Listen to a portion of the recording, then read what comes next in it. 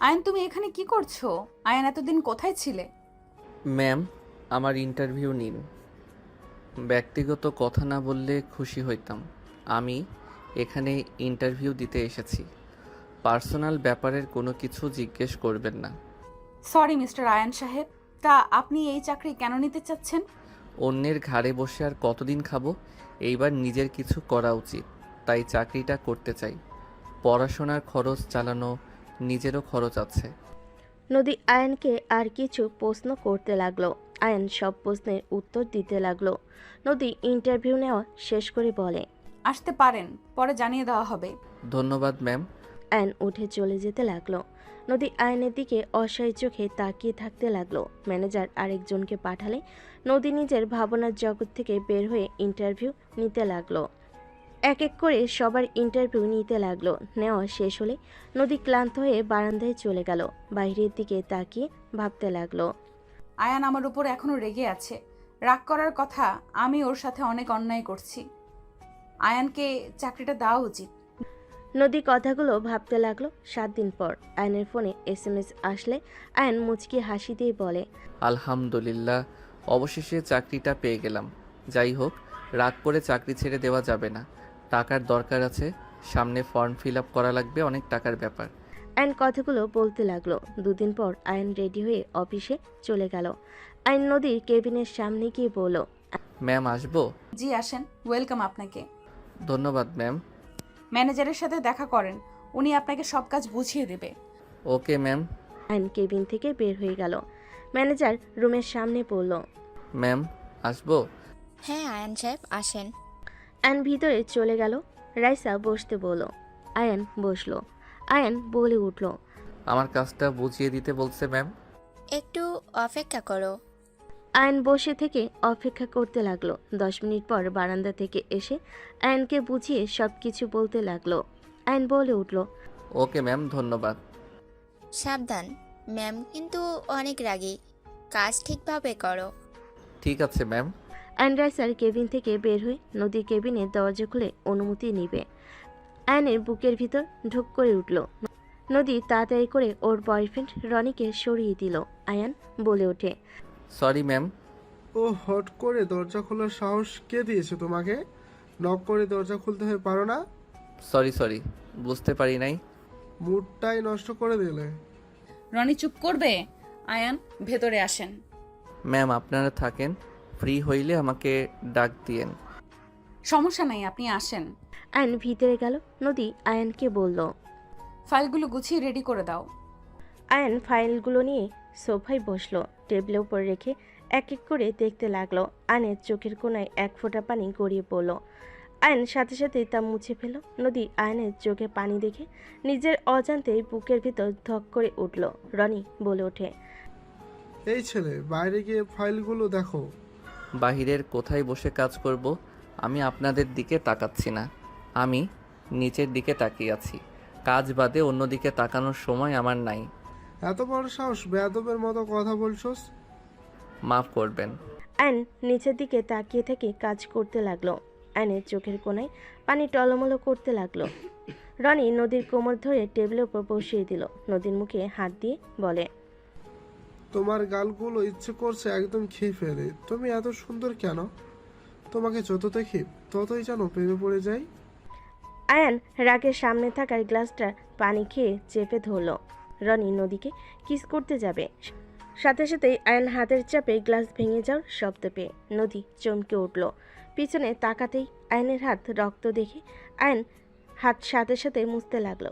নদী রনিকে সরিয়ে দিয়ে টেবিলের উপর থেকে নেমে আয়নের হাত ধরতে যাবে। আয়ন সাথে সাথেই বলে ওঠে, সরি ম্যাম, গ্লাসটা ভেঙে ফেলার জন্য। আপনার পেমেন্ট থেকে গ্লাসের দাম রেখে দিয়েন, আমি হাত ধুয়ে আসছি। হাত দাও বলছি। হাতের ভেতরে কাজ ঢুকে গেছে, বারবার সার দিয়ে মুছো। কাচের টুকরোর সাথে তো আরো ক্ষত যাচ্ছে। নদীর কথা শুনে আয়ন চোখের পানি গড়িয়ে পড়তে লাগলো আর হাসতে লাগলো। হা হা। ম্যাম, হাতের ক্ষত থেকে বুকের ভিতরে ক্ষতটা তীব্র ব্যথা, সেইটা সহ্য করতে পারলে এটা তো কিছুই না ম্যাম। ম্যাম, আপনার ওয়াশরুমে গেলাম। কথাটা বলে ওয়াশরুমের দিকে চলে গেল। নদী চুপ করে আয়নের চলে যাওয়ার দিকে তাকিয়ে দেখতে লাগলো। রনি বিরক্ত হয়ে বলে, এই ছেলেকে তোমার চয়েস করা লাগলো? মেয়ে কোনো এমপ্লয়ও নিতে পারো নাই? আর ছেলেটাই কি পাগল নাকি? হাত দিয়ে চাপ দিয়ে গ্লাস ভাঙলো। আমার তো মনে হয় ওর মাথা সমস্যা আছে।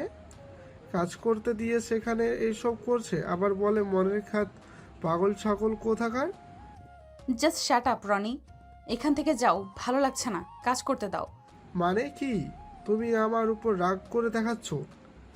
আরে তুমি নিজেই বলছো আজকে তুমি আমাকে কিস করতে দিবে, আমার বার্থডের জন্য যা চাইবো তাই দিবে, তাহলে এখন এইসব কি? বলছি এখন ভালো লাগছে না, যাও কাজ করতে দাও, অনেক কাজ আছে। আর দেখো, বিয়ের আগে এসব করা আমার পক্ষে সম্ভব না, আমার এসব ভালো লাগছে না। নদী, রাগ কিন্তু হচ্ছে। প্লিজ রনি যাও, কাজ আছে, বুঝতে পারছো না কেন? রাতে তোমার জন্মদিনের পার্টি, সেখানে যেতে তো তাড়াতাড়ি করতে হবে। ওকে, ছেড়ে দিলাম। রনি কথাটা বলে বের হয়ে গেল আর মনে মনে ভাবতে লাগলো, শালি এতদিন রিলেশনে একটু কাছে আসতে দেয় না। কত মেয়ে আমার জন্য পাগল, আর এই শালির ভাব কত। পার্টিতে একবার আয়, তোর দেমাগ ভেঙে দেব। অনেক সহ্য করেছি, আর না। রনি কথাগুলো বলে চলে গেল। রনি আয়ন ওয়াশরুম থেকে ফ্রেশ হয়ে বের হলো। আয়ন কাগজের দিকে তাকিয়ে দেখে কাগজের কানিতে রক্ত লাগছে। আয়ন তো বলতে লাগলো, সরি ম্যাম, প্রথম দিনে গন্ডগোল করে দিলাম। আমি এইটা অন্য কাগজে ফিল আপ করে দেই। নদী কিছু না বলে ফার্স্ট এইড বক্স বের করে নিয়ে এসে আয়নের কাছে গিয়ে বসলে আয়ন সাথে সাথেই উঠে বলে, ম্যাম কি করছেন? আমার সাথে বসছেন? বসো। দুঃখিত ম্যাম, আপনার সাথে বসার যোগ্যতা আমার নাই। নদী টান দিয়ে বসিয়ে দিল। আয়ন নদীকে বলতে লাগলো, ম্যাম, আমি সামান্য আপনার সাহায্যকারী, আমার সাথে এমন ব্যবহার আপনার মানাচ্ছে না। কোনটা মানাবে আর কোনটা মানাবে না সেটা আমি বুঝে নেব। ম্যাম, আপনি আমার বস, আপনি আপনার মতো থাকেন, আমার ব্যক্তিগত ব্যাপারে নাক গলাবেন না। চুপ, একদম চুপ, মেজাজ গরম করবে না, হাত দাও। নদী আয়নের হাত টান দিয়ে নিজের কাছে নিয়ে আসতেই আয়নের বুকে এসে লাগলে। নদী ব্যথা পেলে আয়ন বলে উঠল। সরি ম্যাম, আমি বুঝতে পারি নাই আপনি আমাকে জোর করছেন। নদী বুকে এক হাত রেখে আয়নের হাত ধরে বলল। চুপ করে থাকবে প্লিজ। আয়ন চুপ করে বসে থাকলো। নদী আয়নের হাতের কাছের টুকরোগুলো বের করতে লাগলো। আয়ন নড়ে উঠল। নদী ফো দিতে লাগলো আর বের করতে লাগলো। কাছের টুকরোগুলো বের করে পরিষ্কার করে দিতে লাগলো। রাইসা অনুমতি নিয়ে ভিতরে আসলে অবাক হয়ে যায়। রাইসা বলে ওঠে, আয়ান, কি হয়েছে আপনার? আর ম্যাম, আপনি কেন করছেন? আমার কাছে দিন, রনি স্যার জানলে অনেক রেগে যাবে। রাইসা নদীকে তুলে দিয়ে আয়নের হাত পরিষ্কার করতে লাগলো। রাইসাকে আয়নকে এভাবে স্পর্শ করতেই দেখি নদীর রাগ হতে লাগলো। আয়ন রাইসার দিকে তাকিয়ে বলে, ম্যাম আপনি ছাড়েন। এভাবে হাত কাটলো কিভাবে? হুট করে কেটে গেছে। আয়ন রাইসার কথা বলতে লাগলো। রাইসা আয়নের হাতে ব্যান্ডেজ করে দিয়ে উঠে বলতে লাগলো। ওইখানে টাইপিং করে নিলে হবে। আহ, রাইসা ঘুরে উঠে কথা শেষ করতে পড়ে গেল। আয়ন তাড়াতাড়ি রাইসাকে তুলে বলে, ম্যাম দেখে হাঁটবেন না, আপনার হাঁটু দিয়ে তো রক্ত পড়ছে, কাজ ঢুকে গেছে নাকি? রাইসা কান্না করতে লাগলো। নদী আয়নের রাইসার কাছে আসলে আয়ন কোলে তুলে নিয়ে সোফায় বসিয়ে দিল। আয়ন নদীকে বলল, আমি বাহিরের দাঁড়াই, আপনি ওনার পাটা দেখেন, রক্ত পড়ছে, মনে হয় কেটে গেছে। কি বলছো? ম্যাম আমার পায়ে হাত কেন দিবে? আমি ঠিক আছি। কান্না করছে আবার বলে ঠিক আছে। আমি দেখছি। আপনার পায়ে ঢুকবে, ওই পাশ দিয়ে আসেন। আয়ন কাছের টুকরো পরিষ্কার করতে চাইলে নদী বলে, আরও হাত কাটতে ইচ্ছে হয়েছে নাকি? যাও বাহিরে, সরি মানে যান। আয়ন বাহিরে চলে গেল। নদী রাইসার পায়ের উপরের দিকে প্যান্ট তুলে দেখে অল্প চিড়ে গেছে। নদীকে বাধা দিলে রাইসার কোনো কথা না শুনে ব্যান্ডেজ করে দিল। নদী পিয়নকে জানিয়ে দিল। পিয়ন এসে কাজগুলো পরিষ্কার করে চলে গেল। আয়ন কেবিনের ভিতরে গিয়ে কাগজটা নিয়ে আরেকটা কাগজ বানাতে লাগলো। রাইসা আয়নের পাশে দাঁড়িয়ে দেখিয়ে দিতে লাগলো। আয়নের হাতের উপর হাত দিয়ে টাইপিং করতে লাগলো। নদী হাত মুঠো করে ফেলল। আয়ন কাজ শেষ করে রাইসাকে বলে, ধন্যবাদ ম্যাম। ওকে, কাজ করো, আমি আসছি। ম্যাম, আপনার মিটিং আগামীকাল। ও আচ্ছা, তুমি ঠিক করে ফেলেছো? জি ম্যাম, ওনাদের সাথে কথা বলছি। রাইসা নদীর সাথে কথা বলে চলে গেল। আয়ন নিজের কাজ করতে লাগলো। নদী ল্যাপটপে নিজের কাজ করতে লাগলো। এরই মাঝে মাঝে মাঝে আয়নের দিকে তাকিয়ে থাকতে লাগলো। সন্ধ্যার দিকে আয়নের ছুটি হলে বের হয়ে যায়। আয়ন রাস্তা দিয়ে হাঁটতে লাগলো। নদী গাড়ি নিয়ে যেতে আয়নকে হেঁটে যেতে দেখলো। নদী আয়নের সামনে গাড়ি থামিয়ে বলে, গাড়িতে আসো, নামিয়ে দেই। ধন্যবাদ ম্যাম বলার জন্য। আপনি যান। আয়ন কথাটা বলে হাঁটা শুরু করলো। নদী একটা দোকানে বসে চা অর্ডার দিল। চা আর পাউরুটি খেতে লাগলো। নদী আয়নের দিকে তাকিয়ে থাকতে লাগলো আর ভাবতে লাগলো। নদী, তুই ওকে নিয়ে এত ভাবস কেন? তুই তো ওকে ভালোবাসিস না, আর সহ্যও করতে পারস না, তাহলে কেন ওকে নিয়ে ভাবছিস? ওই যা ইচ্ছা করুক, তাতে তোর কি? তুই তো রনিকে ভালোবাসিস।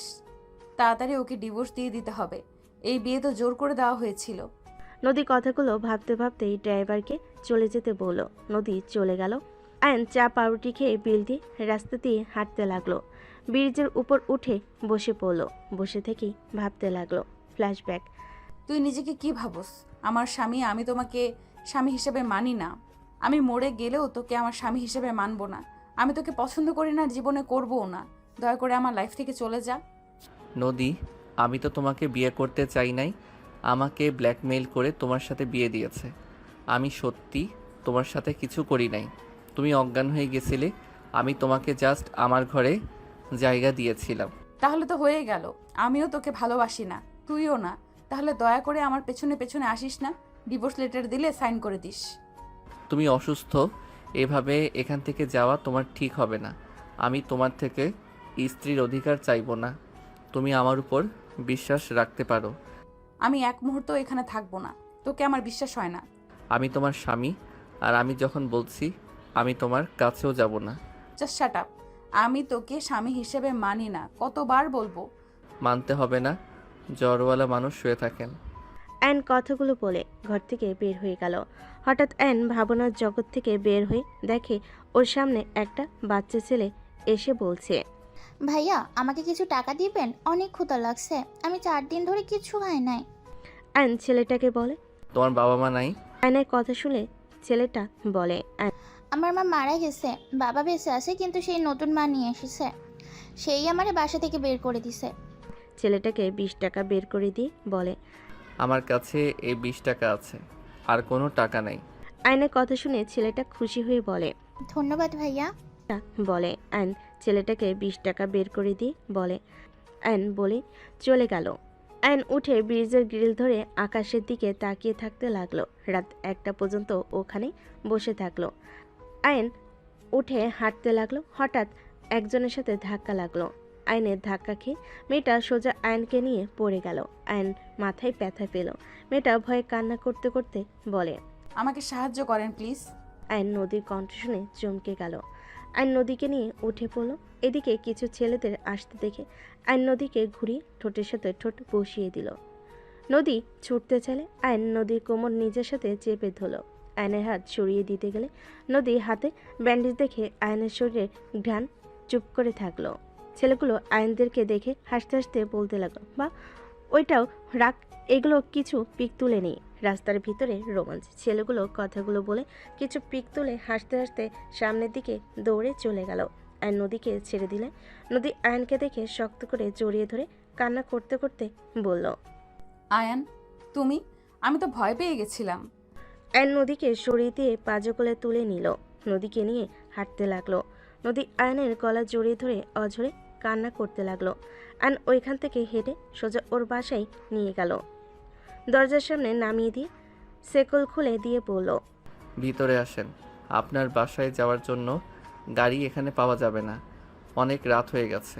এখানে রাতটা থেকে যান, আর না হয় আপনার ড্রাইভারকে কল দেন। আয়ন কথাগুলো বলে ঘরের ভিতর ঢুকে পড়ল। নদী ঘরের ভিতরে ঢুকে সোজা আয়নকে পিছন থেকে জড়িয়ে ধরে হাউমাউ করে কান্না করতে লাগলো আর বলতে লাগলো, আয়ান, আমাকে ক্ষমা করে দাও। আমি যার জন্য তোমাকে এত কষ্ট দিয়েছি, অপমান করেছি, সেই মানুষটা আজ আমার ইজ্জত কেড়ে নিতে চেয়েছিল। এইটা আমার পাপের শাস্তি। হাজব্যান্ড থাকতেও আমি বয়ফ্রেন্ডকে আপন ভেবেছি। তুমি আমাকে ক্ষমা করে দাও প্লিজ। আয়ন পিছনের দিকে ঘুরে নদীকে সরিয়ে দিয়ে বলে, কান্না থামান। আমার ঘরে খাবার নাই, যে খাইতে দিব। ফ্রেশ হয়ে শুয়ে পড়েন, আর না হয় আপনার ড্রাইভারকে কল দিয়ে আসতে বলেন। আমি কোথাও যাব না, আমার খাবার লাগবে না। আয়ান, দয়া করে আমাকে ক্ষমা করে দাও। আমি তোমার পায়ে পড়ছি, আমাকে একবার ক্ষমা করে দাও। আমি তোমার ভালো স্ত্রী হয়ে সারা জীবন কাটিয়ে দেব। আমি তোমাকে নিয়ে আমার ফ্যামিলির কাছে যাব। আমাদের বিয়ে হয়েছে, আমি সবাইকে বলে দিব। আয়ান প্লিজ আমাকে ক্ষমা করে দাও। আয়ন সাথে সাথে নদীকে বলে। কি করছেন? আপনাকে কিছু বলতে হবে না। আপনার উপরে আমি রেগে নেই ম্যাম। দয়া করে এইসব কথা রাখেন। মাথা ব্যথা করছে। আপনার ড্রাইভারের নাম্বারের কল দেন। আমার ফোন নেই, কোথায় পড়ে গেছে আমি জানি না। ও আচ্ছা, তাহলে আর কি করবেন? এখানে থাকতে হবে।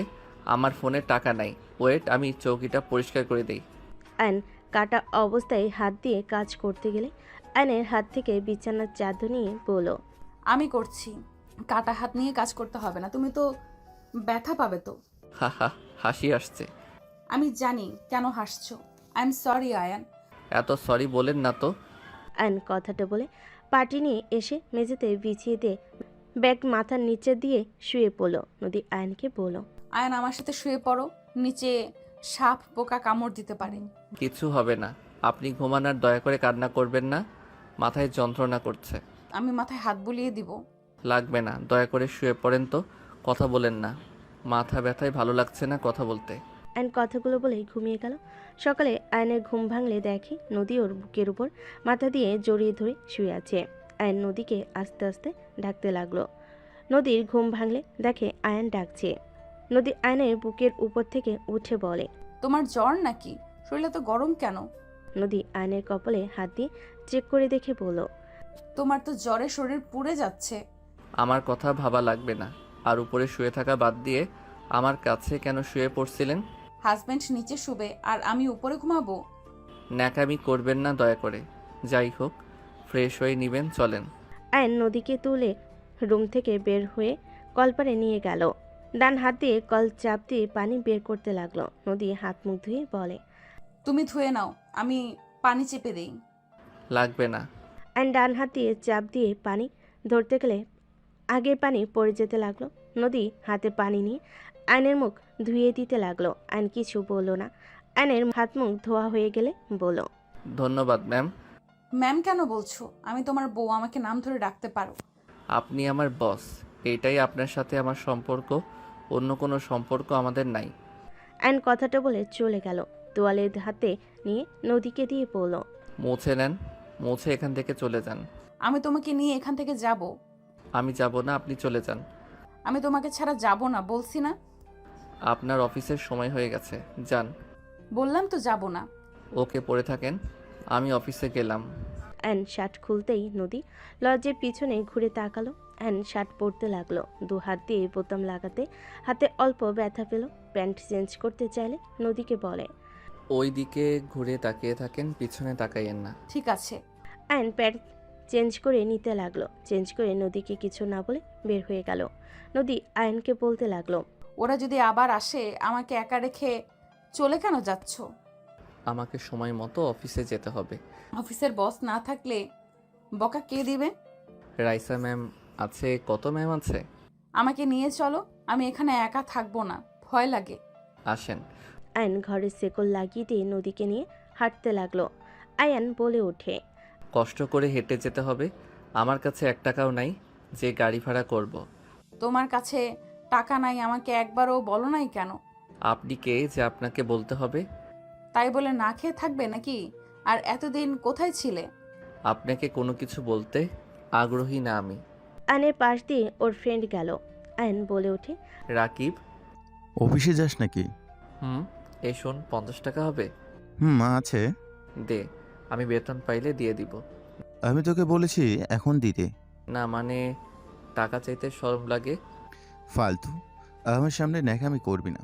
আমি তোর ফ্রেন্ডই নই। আয়ন রাকিবের হাত থেকে টাকা নিয়ে বলল। ধন্যবাদ দোস্ত, এই দিন এইটা দিয়ে বাসায় চলে যান। লাগবে না। নিতে বলছি, নেন। কইলাম তো যাব না, তোমার সাথে হেঁটে যাব। আমার এত ন্যাকামি ভালো লাগছে না। এই নেন, যান চলে। কে রে এটা?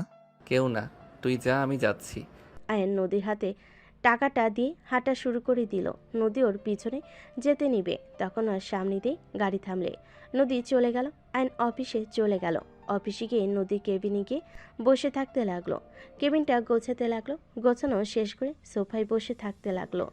নদী 10টার দিকে অফিসে আসলে আয়ান উঠে সালাম দিল। নদী আয়ানকে বলল, এগুলো খেয়ে নাও। ম্যাম, আপনি বস হয়ে নাটক করবেন না তো? যা বলছি তাই করো। এত ন্যাকামি করলে আমি আপনার অফিসের জব ছেড়ে দিব। না খেয়ে থাকবে নাকি? গতকাল সন্ধ্যায় চা একটা রুটি খাইছো। দেখো তাড়াতাড়ি খেয়ে নাও, মাথা ঘুরে পড়ে যাবে না খেয়ে থাকলে। এত ভাবা লাগবে না।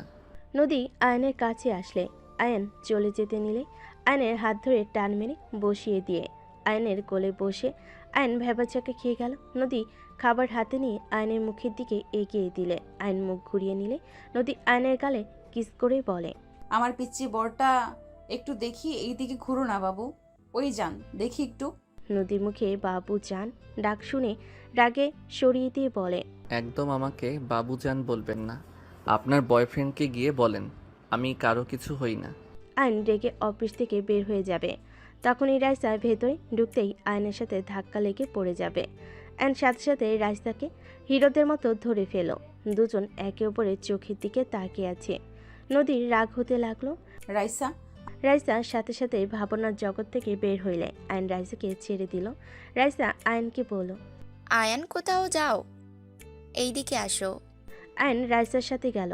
রাইসা বলে ওঠে, ম্যাম, আপনি 11টার দিকে চলে আসেন। আমি আয়ান ওইখানে মিটিংয়ের জন্য রেডি করতে গেলাম। আপনি যান, আয়ান আমার সাথে যাবে। ঠিক আছে, তাহলে আয়ান সব কিছু রেডি করে ম্যামের সাথে চলে আসো।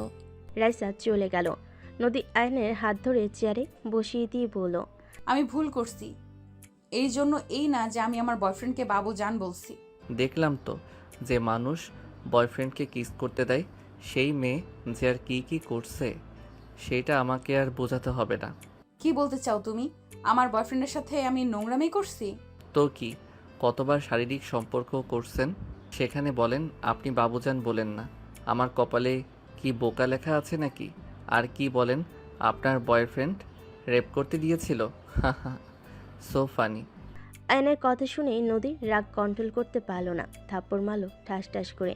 আয়ন রেগে নদীর হাত ধরে ধাক্কা মেরে ফেলে দিয়ে বলে, কি পাইছস আমাকে? হ্যাঁ, আমি খেলনা পুতুল যে তোর মনের ইচ্ছে শুধু থাপ্পড় মেরে যাবি?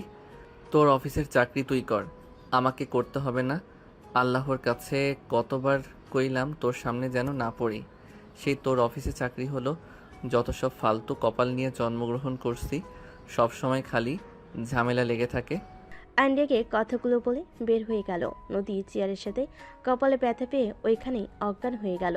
আয়ন অফিস থেকে বের হয়ে রাস্তা দিয়ে আনমনে হাঁটছিল। হঠাৎ করে আয়নের সামনে একটা গাড়ি এসে থামলো। আয়ন কিছু বলার আগে কয়েকজন জোর করে আয়নকে তুলে ফেলল। 3 সপ্তাহ পর।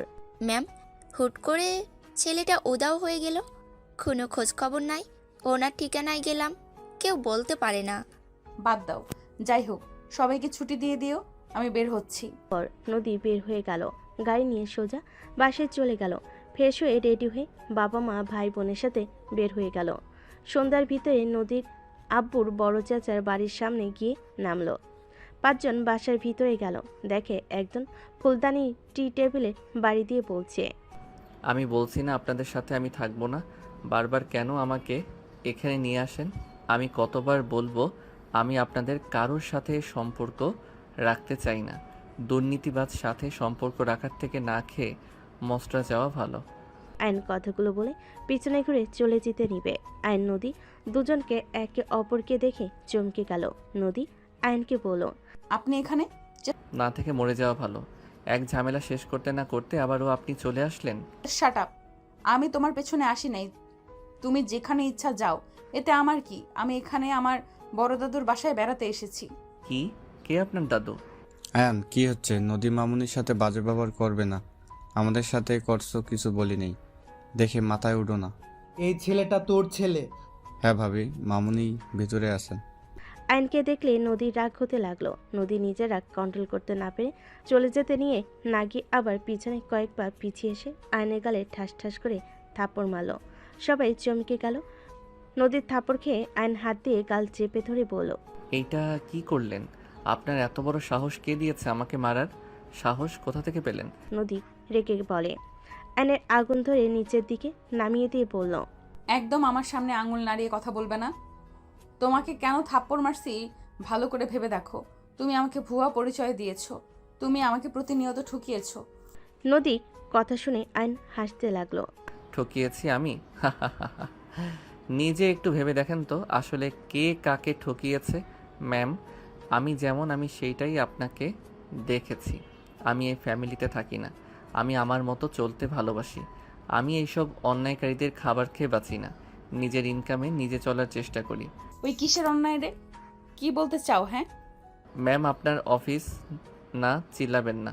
নদী, তুই আয়ানকে চিনিস? খুব ভালো করে চিনি। বাহ, আপনি আবার আমাকে ভালো করে চেনেন, শুনে ভালো লাগছে। ভাইয়া প্লিজ থামো না, এমন করো না। ভাইয়া প্লিজ যেও না এই বাসা থেকে। আতিয়া আয়নের কাছে এসে জড়িয়ে ধরলো। নদী আয়নকে বলল, ন্যাকামি না করে এখান থেকে গেলে কি হয়? না খেয়ে থাকো, তারপর এত জেদ কিভাবে আসে?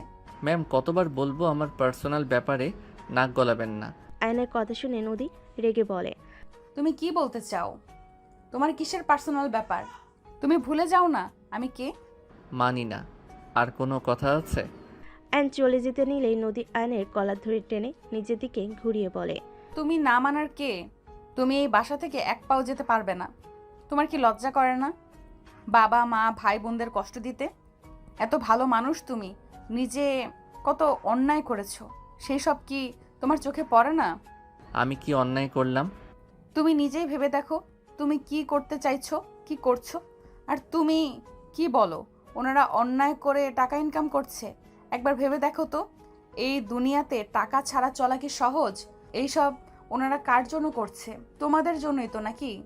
তুমি এত যে ভাব করছো, তুমি ভেবে দেখো তোমার কাছে শূন্য টাকা আছে, সামান্য চা খাওয়ারও টাকা নাই, না খেয়ে অফিস করো, কলেজে যাও, তারপরও বলবে টাকার কোনো দরকার নেই।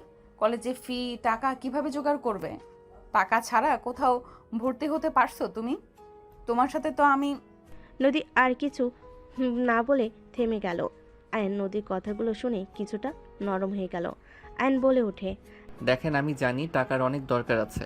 ওনার বাপের জন্য একটা ফ্যামিলি শেষ হয়ে গেছে। মিথ্যাকে উনি সত্যি বানিয়ে সত্যিকে মিথ্যা বানিয়ে দিয়েছিল। সেখানে বলবেন ওনাদের টাকা আমাকে চলতে হবে। আয়ান, আমার আব্বায় ভুল করেছিল, তার শাস্তি উনি কি কম পেয়েছে? উনি তো নিজের ভুল বুঝে নিজেকে শুধরে নিয়েছে। আর তুই বলছিস ওনার অন্যায় টাকা এই সংসার চলে না। আমার নিজস্ব কোম্পানি আছে, তোর চাচু একজন ডাক্তার, তোর আম্মু একজন প্রফেসর। এখানে অন্যায় টাকা কোথা থেকে আসে? একটা ভুলের কারণে আব্বা তোকে ও হারিয়ে ফেললো। তুই এসএসসি পরীক্ষার রেজাল্ট দিন রেগে বাসা থেকে বের হয়ে গেলি। আব্বা মৃত্যু আগে তোকে কতবার দেখতে চেয়েছে, তুই আসিস নাই। তারপর বলবি শাস্তি কম পেয়েছে? আয়ান, আমি বুঝতে পারছি তুমি অন্যায় মেনে নিতে পারো না, বাট অতীতের বিষয় নিয়ে ভেবে বসে থাকলে হবে বলো? এইসব বাদ দিয়ে সবার সাথে থাকার চেষ্টা করো। প্লিজ রাগ করা বন্ধ করে রুমে যাও। আয়ন কিছু না বলে সিঁড়ি বেয়ে চলে গেল। সবার মুখে হাসি ফুটে উঠল। আয়নের আব্বু বলে, ধন্যবাদ আম্মু, ওই তোমার কথা শুনেছে। ধন্যবাদ আপু। আতিয়া নদীকে জড়িয়ে ধরল। নদী আতিয়াকে জড়িয়ে ধরল। নদী এক এক করে সবার সাথে পরিচয় হতে লাগলো। আয়ন রুমে গিয়ে খাটের উপর বসে থেকে ভাবতে লাগলো, এইটা আবার কোথা থেকে কাজিন হতে আসলো? যত সব সময় খালি আমাকে আঘাত করার জন্য মানুষ চলে আসবেই। যাকে দেখবো না সেই আবার এসে হাজির হইল। আয়ন কথাগুলো ভাবতে লাগলো। আয়ন সিগারেটের প্যাকেট বের করে লাইটার দিয়ে আগুন ধরাতে যাবে, সাথে সাথে আতিয়া রুমে আসলে আয়ন সিগারেট লুকিয়ে ফেলো। আয়নকে দেখে আতিয়া বলে, ভাইয়া তোমাকে খাওয়া দেই? সরি বনু। সরি কেন বলছো ভাইয়া? প্লিজ ভাইয়া, তুমি আমাদের ছেড়ে যেও না। দেখো তোমার শরীরের অবস্থা কি হয়েছে, একদম শুকিয়ে গেছো। ওকে যাব না। সত্যি? হ্যাঁ সত্যি। আতিয়া আয়নকে খাওয়াই দিতে লাগলো। আয়ন আতিয়ার হাতে খেতে লাগলো। বনু আর খাবো না। ঠিক আছে, আর এক লোকমা নাও। আয়ন আতিয়ার দিকে তাকিয়ে বলল। আতিয়া খাওয়াই দিয়ে চলে গেল। আয়ন খাটে শুয়ে থেকে টিভি দেখতে লাগলো। সন্ধ্যার দিকে আয়ন রুম থেকে বের হইল, নিচে গেল, দেখে সবাই বসে আছে। হঠাৎ করে কলিং বেল বেজে উঠলে কাজের মহিলাটা দরজা খুলে দিল। আয়নর আব্বুকে কিছু বলবে তার আগে একজন বলে ওঠে। জান, তুমি কবে এসেছো? আর তুমি এসেছো আন্টি তো আমাকে একবারও বলে না। কি বলবো, উনি সকালে এসেছে, নানা বাড়িতে ছিল। তুলি আয়নের কাছে এসে ধাক্কা দিয়ে নদীর পাশে বসিয়ে দিয়ে গলায় হাত দিয়ে আস্তে চেপে ধরে বলে, মেরে ফেলবো। নানা বাড়িতে থেকে আমার কথা মনে পড়ে না তাই না? বাবা মায়ের সাথে ঝামেলা হয়েছে। আমার সাথে কি হয়েছে? হ্যাঁ, আমার সাথে কেন রাগ দেখাও? তুলি ছাড়ো তো, আমি তোমার উপরে কবে রাগ দেখলাম? আরে শোনো, এখানে বসো, গলা ছাড়ো। আয়নর পাশে বসিয়ে দিয়ে হাত ধরে বলল, শোনো, বড় মামা একটু অসুস্থ ছিল, ওনাকে একটু দেখাশোনা করছি। হসপিটালে নেওয়া, মেডিসিন কেনা, সব কাজ আমাকে একা করতে হয়েছে। আর মুড ভালো ছিল না, রাগ করো না তো। তাই বলে একবার আমাকে বলবে না? আমি গিয়ে তোমাকে সাহায্য করতাম। ওরে পিচ্ছি, করবে আমাকে সাহায্য? হাসবে না বলে দিলাম। ছাড়ো, ফ্রেশ হয়ে আসি। আর ছাদে যাও। আমি একটু বের হব। কোথায় যাবে? আমিও যাব। পশ্চিম পাড়া যাব। ও, রূপা আপুদের বাসায় যাবে? হুম। ওনার সাথে দেখা হয়েছিল, উনি তোমার কথা জিজ্ঞেস করছিল। ও আচ্ছা, যাবে নাকি আমি একা যাব? আমিও যাব। আঙ্কেল আন্টি আব্বু আম্মু আসলে বলবেন আমি আয়নের সাথে চলে গেছি। ঠিক আছে। আয়ন তুলি বের হয়ে গেল। নদী বলে ওঠে, আন্টি, এই মেয়েকে? আমার ছোট ননদের মেয়ে। আয়নের হবু বউ তাহলে এই মেয়ে? মাশাল্লাহ, দুজনকে অনেক সুন্দর মানিয়েছে। দোয়া করেন ওদের জন্য। মানে ওই মেয়েটা আয়নের হবু বউ? হ্যাঁ। কথাটি শুনে নদী চুপ হয়ে গেল। এদিকে আয়ন তুলি দুজন সাথীদের বাসে গিয়ে সবার সাথে সময় কাটিয়ে রাত 8টায় বাসে আসলো। দুজন হাসাহাসি করে বাসার ভিতরে ঢুকলো। নদী আয়ন তুলির দিকে তাকিয়ে থেকে দেখতে লাগলো। আয়ন তুলির আব্বু আম্মুকে সালাম দিয়ে বলল, শ্বশুর শাশুড়ি ব্যাপার কি? আপনাদের কি আমার বউ ঠিক মতো খেয়াল রাখে না নাকি যে শুকিয়ে গেছেন? আয়নের কথা শুনে সবাই হাসতে লাগলো। তুলির আম্মু কিছু বলার আগেই তুলি কোমরে হাত দিয়ে বলে, বাজে কথা বলবে না। আমার কথা কি তোমার শ্বশুর শাশুড়ি শুনে নাই কি? ঠিক মতো খায় না। বড় আপু কত বকা দেয়, তাও দুইজন শুনে না। কিছু বললে বলবে খেতে ইচ্ছে করছে না, তোর দুই বোন খেয়ে নে, চা বানিয়ে দিয়ে যাস। আহারে, বউটাকে শুধু শুধু ভুল বুঝলাম। আয়ন মাথায় আদর দিয়ে সাথে সাথে চুল টেনে দিলে তুলি আয়নের দিকে রাগি লুক নিয়ে তাকাতেই আয়ন অন্যদিকে তাকিয়ে বলে, আমাকে মনে হয় কেউ ডাকছে। কেউ ডাকছে নাকি? কি করছে? ওয়েট। তুলি মারতে যাবে, সাথে সাথে আয়ন দৌড়ে শীতে উঠে মুখ ভেঙচি দিলে সবাই হাসতে লাগলো। নদীর আব্বু বলতে লাগলো, এই দুজন তো দেখি ভাই আর ভাবির মতো ঝগড়া করা শুরু করছে। ঠিক বলেছেন, আর ওনারা এখনো এই কাজগুলো করে। সবাই কথা বলতে লাগলো আর নদী বিরক্ত হয়ে উঠে চলে গেল। আয়ন রুমে গিয়ে ফ্রেশ হয়ে ছাদে চলে গেল। ছাদে গিয়ে দোলনায় বসে থেকে আকাশের দিকে তাকিয়ে থাকতে লাগলো। হঠাৎ করে কেউ একজন বলে উঠল, কি ব্যাপার মিস্টার আয়ন চৌধুরী? হবু স্ত্রীকে রেখে এখানে কি করেন? নদীর কণ্ঠ শুনে আয়ন পিছনের দিকে ঘুরে তাকিয়ে বলল, কি বলতে চান? কি বলবো, যা শুনছেন সেটাই বললাম। ওই আমার কাজিন হবু বউ না? আয়নের কথা শুনে নদী হাসতে লাগলো আর বলতে লাগলো, আয়ন চৌধুরী মিথ্যা কম বলেন। আপনাদের বিয়ে ঠিক করা হয়েছে আর আপনি এমন ভাব করছেন মনে হয় কিছুই জানেন না। আমি বিবাহিত, আমি আবার অন্য কাউকে কেন বিয়ে করব? আপনি বিবাহিত, ডিভোর্স দিয়ে দেন। আর ওই মেয়েটা তো অনেক ভালো, বিয়ে করেন, সুখে থাকবেন। আমি তো নোংরা মেয়ে, ডিভোর্স লেটার পাঠিয়ে দিয়েন। নদীর কথাগুলো বলতে চোখের কোণায় পানি চলে আসলে সাথে সাথে মুছে ফেল আর নদীকে বলল, আপনি নোংরা হন বা যাই হন, আপনি আমার স্ত্রী আছেন, আমার স্ত্রী থাকবেন। হাসালেন, আমি আপনার যোগ্য না। আপনি তুলিকে বিয়ে করে নেন আর যত তাড়াতাড়ি পারেন ডিভোর্স লেটার পাঠিয়ে দেব। আপনি যদি পাঠান তাহলে তো আরো ভালো হয়। কি বলতে চান? আমাকে ডিভোর্স দিয়ে আপনি খুশি হবেন নাকি? অবশ্যই, আমি তো জানি আমি কেমন। তাও হুদাই আমার লাইফটা নষ্ট করার কোনো মানে হয় না। এখান থেকে যান, আপনার কোনো কথা শোনার ইচ্ছা আমার নাই। অ্যান্ড কথাটা বলে ঘুরে আকাশের দিকে তাকিয়ে থাকতে লাগলো। নদী চোখের পানি মুছতে মুছতে চলে গেল। আয়ন কিছুক্ষণ থাকলে খাবার খাওয়ার জন্য ডাক দিলে আয়ন নিচে চলে গেল। সবার সাথে বসে খাবার খেতে লাগলো। হঠাৎ করে আয়নের আম্মু বলে, নদীমা, আমার ছেলে রাফিকে তোমার কেমন লাগে? মানে? মানে ওর কেমন লাগে তোমার? ওই ভালো নাকি খারাপ? জি, অনেক ভালো রাফি ভাইয়া।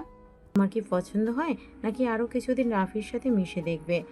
সরি আন্টি, আমি ঠিক আপনার কথা বুঝতে পারছি না। আসলে নদী, তুই রেগে যাবি, তাই আমি চুপ ছিলাম। আমরা তোর রাফির বিয়ে ঠিক করে রেখেছি। তোরা দুজন এখন বিবাহর যোগ্য হয়ে গেছস, তাই এখন তুই রাফি একে অপরের সম্পর্কে ভালোভাবে দেখ, দুজন একে অপরের জন্য পারফেক্ট নাকি। নদীর আব্বুর কথা শুনে আয়ন ওর ভাইয়া রাফি আর নদীর দিকে তাকালো। নদী আয়নের দিকে তাকিয়ে থাকলো রাগী লুক নিয়ে। আয়ন মাথা নিচের দিক করে নিল। নদী রেগে বলে, রাফি ভাইয়া অনেক ভালো, ওকে দুজন একে অপরকে দেখে থাকি। যদি আমাদের দুজন একে অপরকে ভালো লাগে তাহলে বিয়ে করব, আপনাদের সবাইকে জানিয়ে দেব। নদীর কথা শুনে সবাই খুশি হলে আয়ন রাগে উঠে পড়ে। নদীর দিকে গ্লাসে পানি ছুঁড়ে মারে। নদী পানিতে ভিজে চিল্লাইয়ে বলে, হচ্ছেটা কি?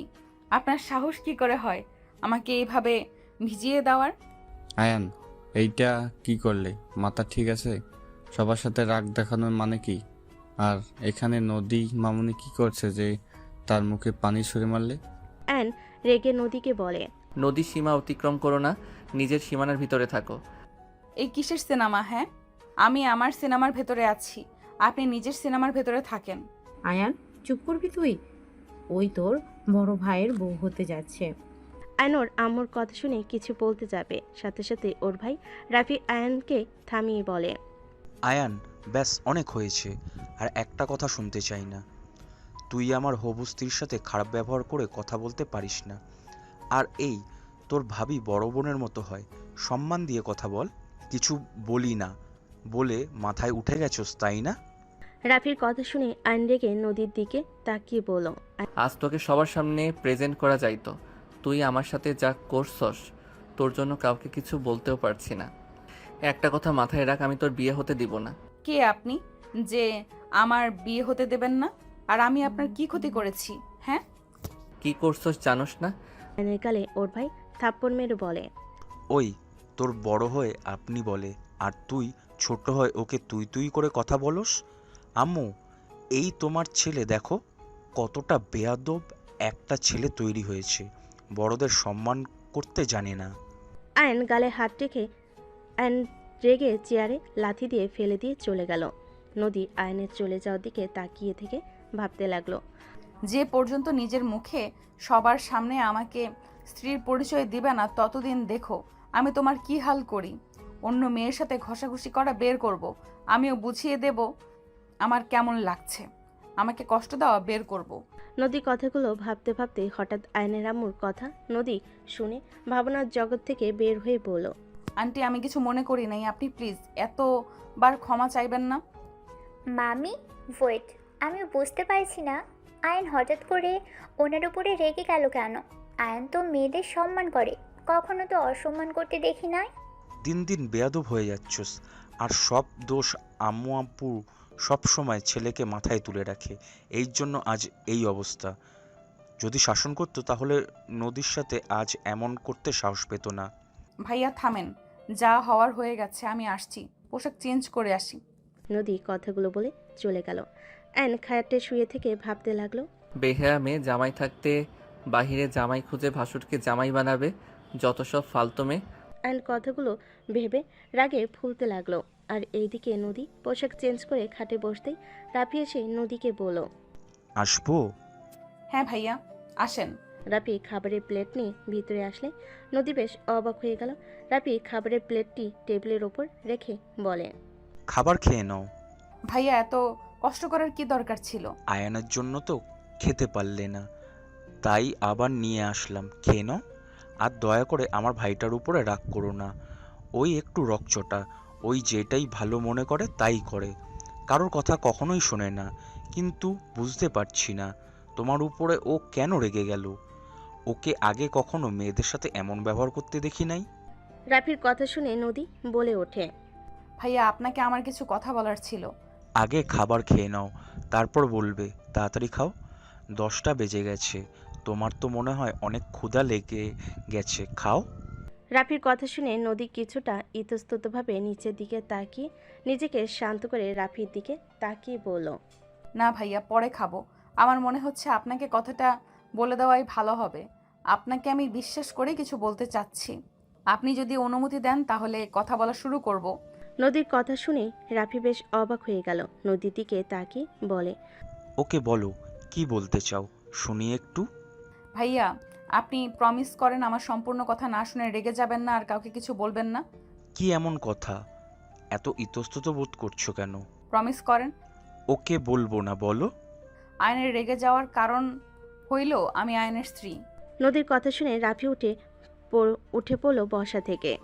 নদীর দিকে অবাক দৃষ্টিতে তাকিয়ে বলে, এসব কি বলো? আয়ান কি আর তুমি কি এই আমাদের না জানিয়ে বিয়ে করতে পারে না? আমি সত্যি বলছি, আমাদের বিয়ে হয়েছে। আমি আপনাকে প্রথম থেকে সব খুলে বললে বুঝতে পারবেন। আয়ান ক্লাস 10-এ যে গ্রামে থাকতো আমি সেখানে ট্যুরে গেছিলাম। আমি অসুস্থ হয়ে গেলে আয়ান আমাকে ওর বাসায় নিয়ে যায়। ওখানে আমি অজ্ঞান হয়েছিলাম। বাট ওখানে কিছু মানুষজন আমাদের অন্য কিছু ভেবে জোর করে বিয়ে দিয়ে দেয় ওর সাথে। আমার সংসার জীবন 7 দিনের ছিল। কি এত কিছু হয়ে গেছে? আয়ান আমাকে একবারও বলে নাই? শুধু আমাকে কেন, ফ্যামিলির কাউকেই বলে নাই? আসলে আমি ওকে স্বামী হিসেবে মানি নাই। আমি ওকে অনেক কষ্ট দিয়েছি। যেমন? নদী রাফিকে সবকিছু খুলে বলতে লাগলো। কথা বলা শেষ হলে বলল, এজন্য আমিও চুপ করে আছি। ওই যে পর্যন্ত আমাকে বউ হিসেবে সবার সামনে পরিচয় না দিবে ততদিন পর্যন্ত আমি চুপ করে থাকবো। আর আপনার সাহায্য লাগবে। হ্যাঁ বলো, কি সাহায্য? নদী বাহিরের দিকে তাকিয়ে থেকে ভালোভাবে দেখে রাফিকে আস্তে আস্তে বলতে লাগলো।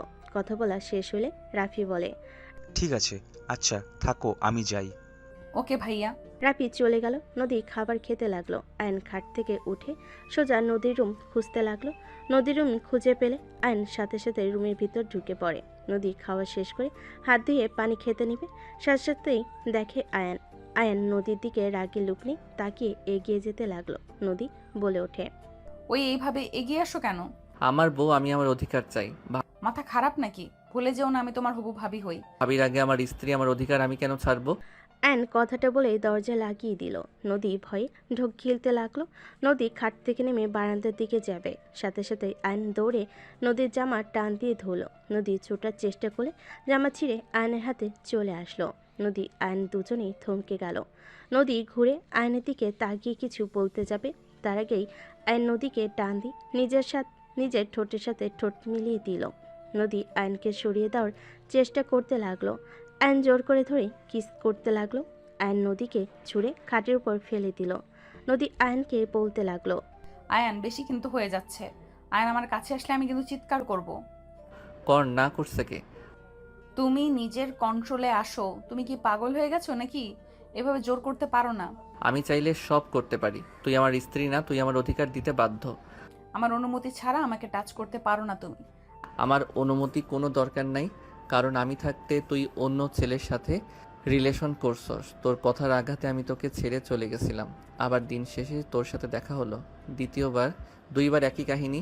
তুই কখনোই আমার লাইফ থেকে সরবি না। একভাবে না একভাবে আমার সামনে চলে আসস।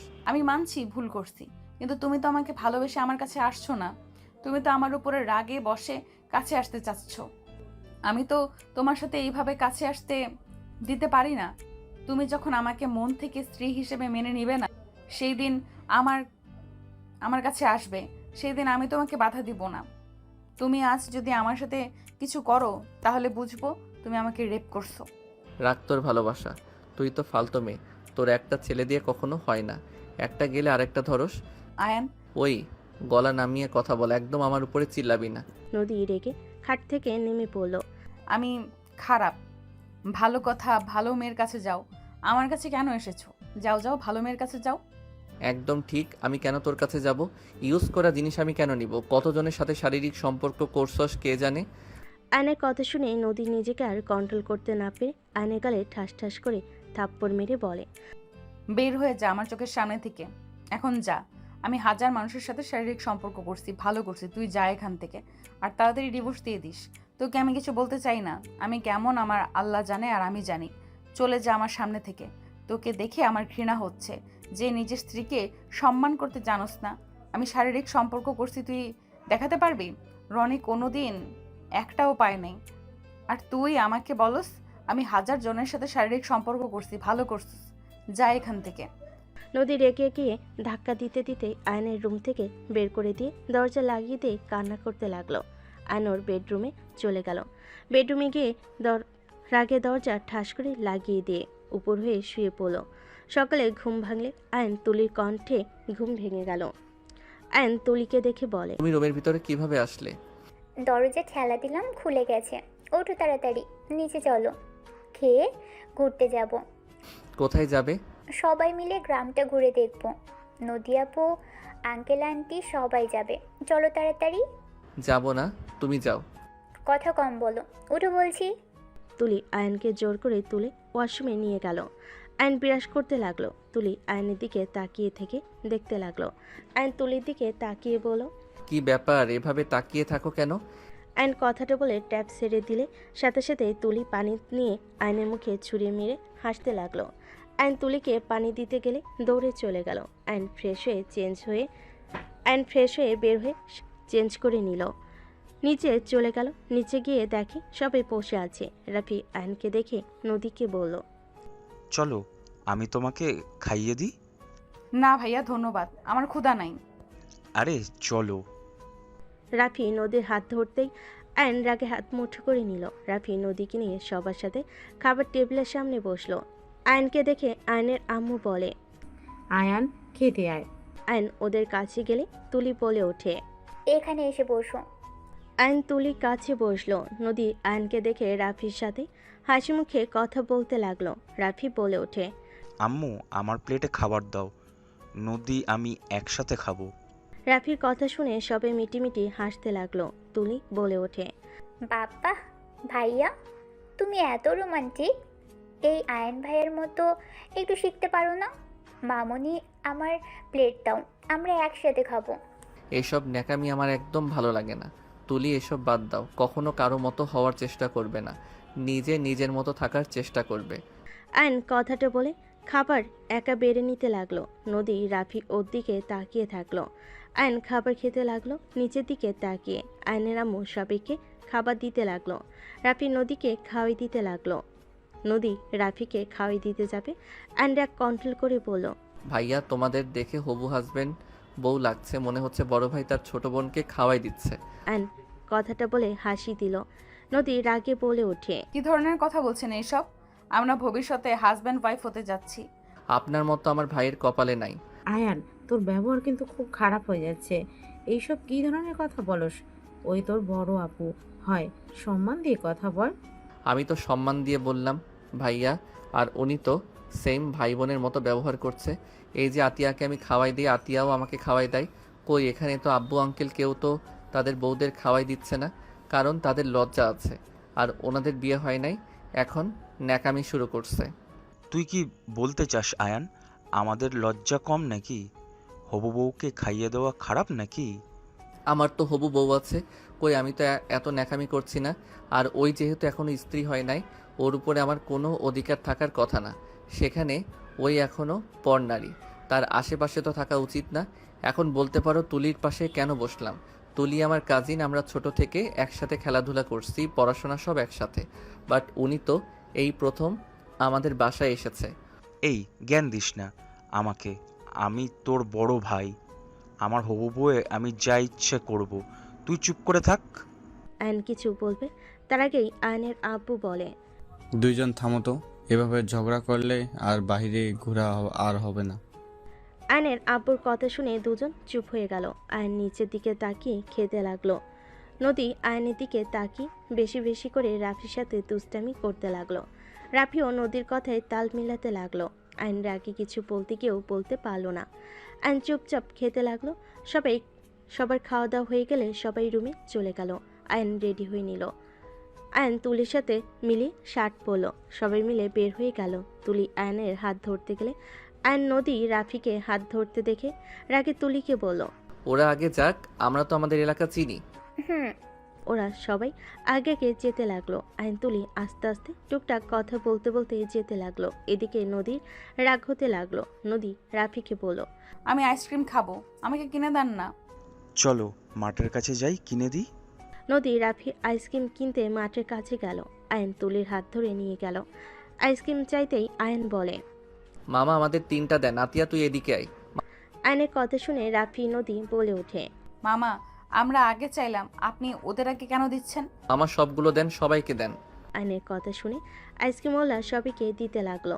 তুলিকে দিলে আর একটাই থাকলে রাফি ওইটাই নিতে গেলে আয়ন আইসক্রিম নিয়ে 1000 টাকা দিয়ে বলল, মামা রেখে দেন। মামা আপনি আমাদের সাথে অন্যায় করলেন না? আমরা আগে চাইলাম, সব আইসক্রিম ওনার কথায় দিয়ে দিলেন।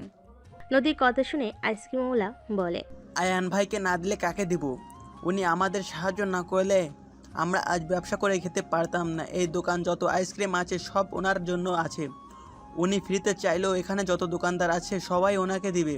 সামান্য টাকা নিয়ে কি আমি আয়ান ভাইকে আইসক্রিম দেওয়া বাদ দিয়ে দিব নাকি? লোকটা কথা শুনে নদী কিছু না বলে রাফিক নিয়ে চলে যেতে লাগলো। আয়ন মিটি করে হাসতে লাগলো। আয়ান, এটা কি ঠিক করলে? নদী আপুকে আইসক্রিম দিলে না কেন? আমি কি করলাম? এখানে তো একটাই আইসক্রিম আছে, আমার গলা শুকিয়ে গেছে। আমি খাওয়া বাদে অন্য কাউকে দিয়ে মানব সেবা করতে পারবো না। এইটা কেমন কথা? আমি তো আগে দেখেছি তুমি না খেয়ে অন্যদের দিয়ে দিতে, সেখানে আজ এই ধরনের কথা বলছো? সবাই সারা জীবন এক থাকে না, সবাই পরিবর্তন হয়, সেখানে আমিও হয়েছি। বাদ দাও, চলো হাঁটি। আয়ন আইসক্রিম খাওয়া বাদ দিয়ে আইসক্রিম হাতে নিয়ে তুলির সাথে হাঁটতে লাগলো। সামনের দিকে এগিয়ে গেল। রাফি আয়নের দিকে তাকিয়ে বলে, আইসক্রিম খাচ্ছিস না? নদীকে দিলে কি সমস্যা রে? গলিয়ে ফেলে দিচ্ছিস, তাও নদীকে দিচ্ছিস না। আমার জিনিস আমি খাবো না, দরকার হলে ফেলে দিব, তারপর কাউকে দিব না। রাফি ভাইয়া চুপ করেন, ওর জিনিস খাওয়ার কোনো ইচ্ছে নাই। সামনে ফুচকা বিক্রি করছে, সবার আগে আমরা খাবো। তুলি ফুচকা খাবে? হুম, ফুচকা তো আমার অনেক পছন্দ। চলো চলো তাড়াতাড়ি। আয়নের হাত ধরে তুলি আয়নকে টেনে নিয়ে যেতে লাগলো। আয়ন আইসক্রিম ফেলে দিল। নদী রাফি সবার পিছন পিছন হেঁটে ওদের কাণ্ড দেখতে লাগলো। রাফি আস্তে আস্তে বলতে লাগলো, কত ফাজিল হয়েছে! নিজের বউর সাথে কেউ এমন করে নাকি? সবাইকে আইসক্রিম দিল আর নিজের বউকে না দিয়ে আইসক্রিম ফেলে দিল। আমাকে অন্য কিছু বোঝাচ্ছে। যেমন করুক না কেন, আমি জানি আমাকে ভালোবাসে, আর ওই নিজেই প্রমাণ করে দিল। নদীর কথা শুনে রাফি অবাক হয়ে ওর দিকে তাকালো। রাফি বলে ওঠে, কি বলো? এখানে তো তোমার সাথে অন্যায় করলো, সেখানে তোমাকে কিভাবে ভালোবাসলো? রাফির কথা শুনে নদী মিষ্টি করে হেসে বলে, ওই আমাকেও খেতে দেয় নাই, নিজেও কিন্তু খায় নাই। পারলে কিন্তু ওই আমাকে দেখিয়ে দেখিয়ে খেতে পারতো, কিন্তু ওই খায় নাই। কারণ আমি খাই নাই দেখে ও রাগের বশে যাই করুক না কেন, ওই আমাকে ভালোবাসে। ওই নিজের অজান্তে প্রমাণ করে দেয়। নদীর কথা শুনে রাফি অবাক চোখে তাকালো। রাফি কিছু বলার আগে নদী আয়নকে দেখি রাফির হাত ধরে ওদের সামনে 2টা চেয়ারে বসলো। নদী 1 প্লেট ফুচকা অর্ডার দিল। আয়ন ওদের দেখেও না দেখার ভান করে অন্যদিকে তাকিয়ে থাকতে লাগলো। সবাইকে ফুচকা দিতে লাগলো। লাস্টের দিকে আয়ন নদীকে দিলে আয়ন ফুচকা মুখে দিল। নদী রাফিকে খাওয়াই দিতে লাগলো। রাফি নদীকে খাওয়াই দিতে লাগলো। আয়নের রাগ হইল, কিছু না বলে আয়ন তুলির দিকে এগিয়ে দিলে তুলি অবাক হয়ে তাকিয়ে বলে, তুমি খাওয়াই দিবা? আমি কি স্বপ্ন দেখছি নাকি? আরে খাও, এত অবাক হবার কি আছে? আমি তো তোমার হবু হাজবেন্ড। আয়নের কথা শুনে তুলি খুশি হয়ে ফুচকা মুখে নিল। আয়ন খেতে লাগলো আর তুলির সাথে মিষ্টি করে হাসি দিয়ে গল্প করতে লাগলো। নদীর রাগ হতে লাগলো। রাফি কানে কানে বলতে লাগলো, কুল, রাগ করলে তো হেরে যাবে। নদী শান্ত হলো। আয়ন তুলিকে এভাবে হাসি খুশি দেখে সবাই অনেক খুশি হলো। হঠাৎ করে একজন এসে বলে ওঠে, কিরে ভাই, আমাকে রেখে একা একা খাচ্ছিস? আরে আপু যে, আসো। মামা আপুকে 1 প্লেট দেন। তোর প্লেট থেকে খাবো। রাফি ভাইয়া কেমন আছো? আলহামদুলিল্লাহ, তুমি কেমন আছো? আলহামদুলিল্লাহ। রূপা সবার সাথে সালাম দিয়ে কথা বলতে লাগলো। রূপা আয়নের প্লেট থেকে ফুচকা নিয়ে খেতে লাগলো। তুলিও সেমভাবে খেতে লাগলো। আয়ন দুজনের দিকে তাকিয়ে বলল, আরে বাবা, 2জন আমাকে তো খেতে দিবে নাকি? ভাই বোনরা খেতে নিলে কথা বলতে হয় না, চুপ করে থাকো। রূপার কথা শুনে সবাই হাসতে লাগলো। নদীর আব্বু বলে, মেয়েটা কি? নাতাশার ভাতিজি। নাতাশা ভাতিজি? মাশাল্লাহ, অনেক বড় হয়ে গেছে। নাতাশার মতো কিছুটা লাগে, কিন্তু আয়নের সাথে এত মিল। আয়ান আমাদের বিরুদ্ধে গিয়ে ওদের সাথে থাকতো। নাতাশাকে আয়ান অনেক ভালোবাসতো, ওর কাছে পড়তো। মাঝখানে যেই সব হয়, নাতাশাকে রেপ করলো, বাবা ওদের বিরুদ্ধে কাজ করলো, সেখান থেকে আয়ান ওদের সাথে থাকতো। এসএসসি পরীক্ষার পর তো ঢাকা চলে যায়। যাক, ওদের সাথে সম্পর্ক ভালো আছে, এটাও দেখে ভালো লাগছে। এই থাক, আমি যাই। ওয়েট, কোথায় যাবে আপু? কোচিং করাতে যাব। ভাইয়াকে বিয়ে করে নিলে তো তোমাকে এসব জব করতে হয় না।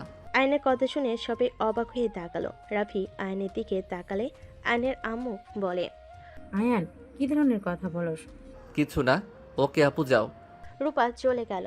নদী রাফিকে লাস্ট ফুচকা মুখে দিতেই যাবে। আয়ন সাথে সাথে ফুচকাটা নিয়ে নিজের মুখে পুরে নিল।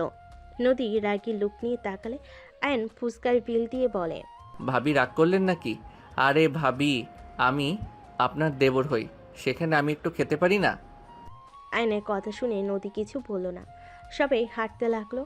আইন তুলি কথা বলতে বলতে যেতে লাগলো। সবাই ঘোরাঘুরি করে বাসায় ফিরতে ফিরতে সন্ধ্যা হয়ে গেল। হঠাৎ করে নদী চিৎকার দিয়ে উঠল। সবাই পিছনের দিকে তাকালে নদীর আম্মু বলতে লাগলো, কি হয়েছে আম্মু? নদী কথাটা বলতেই আয়ন নদীর কণ্ঠ শুনে বুকের ভিতর ধুপ করে উঠল। আয়ন ফোনের টর্চ জ্বালিয়ে দৌড়ে নদীর কাছে গেল। সবাই কাছে আসলে নদী পড়ে যেতে নিলে রাফি ধরার আগেই আয়ন ধরে বলল, নদী, এই নদী, কি হয়েছে? এই নদী, কথা বলো। আয়ান আমাকে কিছু কামড় দিয়েছে। নদী কথাগুলো বলে জোরে জোরে কান্না করতে লাগলো। আয়ন নদীর পায়ের দিকে তাকিয়ে চমকে উঠল। আয়ন তাড়াতাড়ি করে নদীর পায়ের কাছে বসলো। কোনো কিছু না ভেবে আয়ন নদীর পায়ে রক্ত চুষতে লাগলো। সবাই ইতস্তত হয়ে গেল। নদীর আম্মু বলে, আয়ন পাগল হয়ে গেছিস নাকি? সাপে কামড় দিয়ে থাকলে তুই তো মারা যাবি। আয়ন থাম বলছি, ওর পা বাঁধতে হবে, সামনে হসপিটাল আছে। আয়ান কি করছো? তুমি তো মারা যাবে। আয়ান আমার পা ছাড়ো। আয়ান প্লিজ পা ছাড়ো। আয়ন কারো কোনো কথা না শুনে পায়ে রক্ত চুষে ফেলতে লাগলো। আয়নকে তুলি ধাক্কা দিয়ে বলে, পাগল হয়ে গেছো? তুমি মারা যাবে? সামনে হসপিটাল আছে, আপুকে নিয়ে চলো। আয়ন তুলিকে কিছু না বলে নদীর পা ধরতে যাবে। নদী হাঁটু গেড়ে বসে আয়নের দুই গাল ধরে বলতে লাগলো, এসব কি করছো? আমাকে সাপে কাটে নাই, আমি একদম ঠিক আছি। গাছের ডালের সাথে কেটে গেছে। নদীর কথা শুনে আয়নের রাগ উঠে গেল। আয়ন উঠে নদীকে সজোরে থাপ্পড় মারল। আয়ন রেগে কান্নামাখা কণ্ঠে বলল, নেক্সট টাইম এমন ফালতু অভিনয় করলে তোর খবর আছে। ফালতু মেয়ে কোথাকার। আমি মরে গেলে তোমার কি? আমি তো জঘন্যতম মেয়ে, ফালতু খারাপ মেয়ে, পতিতা মেয়ে। তাহলে আমার জন্য কোনো কিছু না ভেবে বিষের রক্ত বের করতে গেছো কেন? চুপ কর। আমার ইচ্ছে হইলে আমি তোকে খারাপ বলবো, যা ইচ্ছে তাই বলবো। আমার সামনে আর নাটক করবি না। খারাপ মেয়ের জন্য এত না ভাবলেও হবে। আয়ন নদীর কথা শুনে ধাক্কা দিয়ে সরিয়ে দিয়ে চলে গেল। রাফি নদীকে ধরলো। সবাই অবাক দৃষ্টিতে তাকিয়ে থাকলো। তুলি বলে ওঠে, এটা কি হলো? আপনাকে ও সহ্য করতে পারে না, আর সেখানে আপনাকে সাপে কেটেছে শুনে কোনো কথা নাই, বার্তা নাই, সোজা রক্ত চুষতে লাগলো। একবারও ভাবলো না ও মারা যেতে পারে? আমরা বাবা মা হয়ে অতটাও সাহস পেলাম না, আর সেখানে আয়ান কিনা যাকে সহ্য করতে পারে না তার জন্য নিজের জীবন ঝুঁকিতে ফেলতেও রাজি। এইসব কথা বাদ দেন, সবাই চলেন। রাফি নদীকে কোলে তুলে নিয়ে হাঁটতে লাগলো। সবাই বাসায় চলে গেল। আর নিজের রুমে গিয়ে ফ্রেশ হয়ে শুয়ে পড়লো। সকালে ঘুম ভাঙলে ফ্রেশ হয়ে ফোনে সিম তুলে নিজে চলে গেল। নিচে গিয়ে দেখে সবাই বসে আছে। আইন সোফায় বসে থেকে কারোর সাথে কথা বলল না, চুপচাপ বসে থেকে ফেসবুকিং করতে লাগলো। হঠাৎ করে আয়নের ফোন বেজে উঠলেই আয়ন কল রিসিভ করে বলল, আসসালামু আলাইকুম। কে? ওয়ালাইকুম আসসালাম, আমি আপনার ম্যাম রাইসা। আয়ান সাহেব, আপনার ফোন বন্ধ কেন? সরি ম্যাম, আমি তো গ্রামে চলে এসেছি আর সিমটা খুলে রেখেছিলাম, আজকে তুলছি। হুট করে উদাও হয়ে গেলেন কেন? আপনাকে কোথাও পাচ্ছি না। আমার অভ্যাস এটাই তো, আর আমার পরীক্ষা কয়েকদিন পর, তাই জবটা করা সম্ভব হচ্ছে না। ও আচ্ছা, ঠিক আছে, আমি ম্যামকে জানিয়ে দেব। হুট করে এভাবে চাকরিটা ছাড়া ম্যাম যে কিভাবে নিবে আল্লাহ ভালো জানে। আপনি চিন্তা করেন না, ম্যামকে আমি বলে দিব, আর আপনার উপরে চিল্লাবে না, চিন্তা করেন না তো। ম্যাম কল দিচ্ছে। রাইসার কথা শুনে আয়ন নদীর হাত থেকে ফোন নিয়ে কেটে দিয়ে রাইসার সাথে কথা বলতে লাগলো। কথা বলা শেষ করে নদীর দিকে এগিয়ে দিলে নদী টান দিয়ে ফোন কেড়ে নিল। নদী বলে ওঠে, রাইসার সাথে কিসের কথা শুনি? আর এত দাঁত কেলিয়ে কথা বলার মানে কি? প্রেম করার ইচ্ছা আছে, ওনাকে পটান দরকার। আমার পটাতে পারলে আরামে শুয়ে বসে থেকে খেতে পারবো। আর ওনার মতো সুন্দরী বউ, ওনার হাসি দেখলে মন চায় সারাদিন দেখি তাকে। আয়নের কথা শুনে তুলি নদী রেগে গেল। তুলি কিছু বলার আগেই নদী ঠাস ঠাস করে থাপ্পড় মেরে দিল। তুলি এসে আয়নের চুল ধরে বলে, কুত্তার বিড়াল, আমি তোর হবু বউ থাকতে অন্য মেয়ের সাথে প্রেম করতে চাস? আমার সামনে তুই অন্য মেয়ের কথা কিভাবে বলিস? তুলি ছাড়ো, তুলি লাগছে, চুল ছাড়ো বলছি। ছাড়বো না। তুই ওই মেয়ের সাথে প্রেম করবি তাই না? দেখাচ্ছি মজা তোকে। উফ, ছাড়ো তো। আয়ন তুলির হাত ধরে পিছনের দিকে ঘুরিয়ে ধরলে নদী আয়নের কলার ধরে বলল, বিয়ের আগেই তুলি কি এইভাবে কেন ধরেছ? ছাড়ো বলছি। আমার মন ইচ্ছে, আপনার কোনো সমস্যা? সরেন। আমারও লাথি মারতে ইচ্ছে করছে। নদী আয়নের চুল ধরে নিচে ফেলে দিল। আয়নকে কিল ঘুষি মারতে লাগলো। আয়ন টান মেরে নদীকে চেপে ধরে বলল, খুব হাত চলে তাই না? আমি ধরলে পারবেন? নদী আয়নের স্পর্শে কেঁপে উঠল। আয়নের আম্মু বলল, আয়ান নদীকে ছাড়, ও ব্যথা পাবে কিন্তু। বাহ, আমাকে এতক্ষণ ধরে মারলো, কারো কোনো প্রতিবাদ আসলো না। আমি ধরছি তখন যত প্রতিবাদ করার মানুষ, তাই না? আয়ন কথাটা বলে নদীকে কাতুকুতু দিতে লাগলো। তুলির সাথে সাথেই আয়নকে ধরে বলে, আয়ান, কি করছো? উনি ভাবি হতে যাচ্ছে, ওনার শরীরে কেন হাত দিচ্ছ? তুলি থামো, ওরা ভাবিদের যা ইচ্ছে করুক গা। আর নদীকে সরিয়ে দিয়ে বসা থেকে দাঁড়িয়ে চুল ঠিক করতে লাগলো। দুজনের দিকে তাকিয়ে বলল, আমার চুল মনে পাবলিকে যার যেমন ইচ্ছে টান দিতে আসছে। আয়ান, আমার কিন্তু এবার মেজাজ গরম হচ্ছে। ওনার সাথে কি সম্পর্ক তোমার? কার সাথে? যার সাথে ফোনে কথা বলতে। আইন কিছু বলতে যাবে তার আগে ফোনটা বেজে উঠল। আইন কলটা রিসিভ করলো। আসসালামু আলাইকুম। ওয়ালাইকুম আসসালাম। কি রে, তোর কি অবস্থা? ফোন বন্ধ কেন রাখছিলি? কারোর সাথে যোগাযোগ রাখতে চাই নাই। যাই হোক, তোর বিকাশে কিছু টাকা গেছে, চেক করছস? এত টাকা কেন দিয়েছস? গ্রামে আসবি কবে? গ্রামে এসেছি রাত্রে। আমাদের বাসায় আয়। তুই বাসায় নাকি? আচ্ছা, মাঠের ওইদিকে আয়, আমি ওইখানে যাব। ঠিক আছে। আইন কল কেটে দিয়ে তুলিকে বলল, বাহিরে যাবে নাকি? আমার প্রশ্নের উত্তর দাও। আমি ওনার কোম্পানিতে জব নিয়েছিলাম, আর রাইসা উনি ওনার অফিসের ম্যানেজার। কি, তুই নদী মামুনির অফিসে জব করতি? হ্যাঁ, যাই হোক, যাবে নাকি না? যাব। আইন তুলিকে নিয়ে বের হয়ে গেল। নদী আয়নের চলে যাওয়ার দিকে তাকিয়ে থেকে কিছু না বলে রুমে চলে গেল। এদিকে আয়ন তুলিকে নিয়ে মাঠের ওই দিকে গিয়ে সব ফ্রেন্ডের সাথে দেখা করলো। রাকিবকে দেখে তুলি বলে ওঠে, আরে রাকিব, তুই? আমি। কেমন আছিস? আলহামদুলিল্লাহ। জব করে এসো স্ট্রিটে? দিব তো।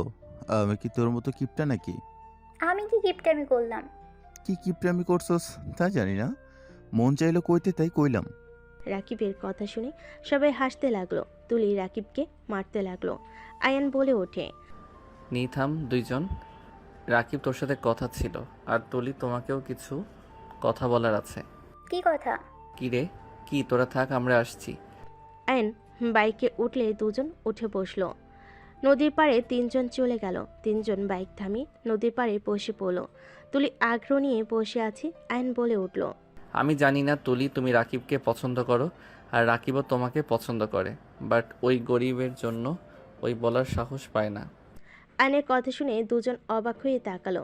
তুলির অকট ফিল হতে লাগলো। আয়ন রাকিবের দিকে তাকিয়ে বলে, এত অবাক হয়ে তাকানোর কিছু নাই। আমি তোদের সম্পর্কটা ঠিক করে দিতে পারবো, তোদের বিয়ে পর্যন্ত নিয়ে যেতে পারবো। তুলির আমার সাথে বিয়ে হইলে কখনোই সুখী হবে না। আমার ঘরে থাকার মতো অবস্থান নাই। বাজে কথা বলিস না। তোরা থাকোস না নাকি? তুই থাকতে পারলে তুলিও পারবে। শোন, ফুপির একটা মেয়ে, আর ছেলে হিসেবে তুইও অনেক ভালো। একটা মেয়ে জামাই ওনারা বুঝে নিবে। তুলি, তোমাদের যদি মেনেও না নেয়, তুমি ওর বাসায় থাকতে পারবে না। কেন পারবো না? অবশ্যই পারবো, কিন্তু রাকিব তো অন্য কাউকে ভালোবাসে। আমি আবার কাকে ভালোবাসি? রাকিবের কথা শুনে তুলি ওর ফোন থেকে একটা ছবি বের করে বলল, এই মেয়েটা কে? এইটা তুই কোথায় পাইলি? আরে, এইটা তো আমার মামাতো বোন ছিল, ওর তো বিয়েও হয়ে গেছে। আর ওই পায়ে ব্যথা পেয়েছিল, তাই কোলে করে নিয়ে গেছি। এখানে প্রেমের কি ছিল? রাকিবের কথা শুনে তুলি বলে, কুত্তা, আমি অন্য কিছু ভেবে কষ্ট পেয়েছি। তুই কি সত্যি আমাকে ভালোবাসস? জানি না। আমি আসছি, আমার কাজ আছে। আয়ান ওইখান থেকে উঠে বলল। রাকিব বলল, বাইক রেখে যাব নাকি? যা ভাগ শালা। কাকে শালা বলস?